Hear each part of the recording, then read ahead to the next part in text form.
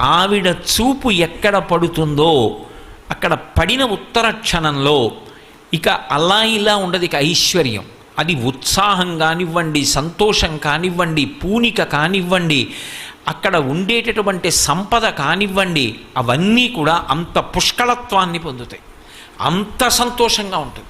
అందుకే ఆవిడ చూపులలోంచే అంతటి అనుగ్రహ ప్రసరణం చేసింది. అందుకే ఐశ్వర్యం ఎక్కడి నుంచి ఇస్తుంది అంటే ఆమె యొక్క చేతిలోంచి ఇస్తుంది అని చెప్పడం సాధ్యం కాదు. అందుకే లక్ష్మీ కటాక్షము అంటూ ఉంటారు. ఆవిడ చూపు పడితే చాలు, ఒక్కసారి అలా ప్రసన్నంగా చూసిందా, ఇక అక్కడ ఎంత ఐశ్వర్యం ఏర్పడుతుంది అనేటటువంటి దాని గురించి చెప్పడం ఎవరికీ సాధ్యం కాదు. అయితే మీరు ఒక్క విషయం జ్ఞాపకం పెట్టుకోవాలి, నేను ఐశ్వర్యము ఐశ్వర్యము ఐశ్వర్యము అన్న మాట వాడుతున్నప్పుడు కేవలము నేను సంపద గురించి మాట్లాడుతున్నాను అని మీరు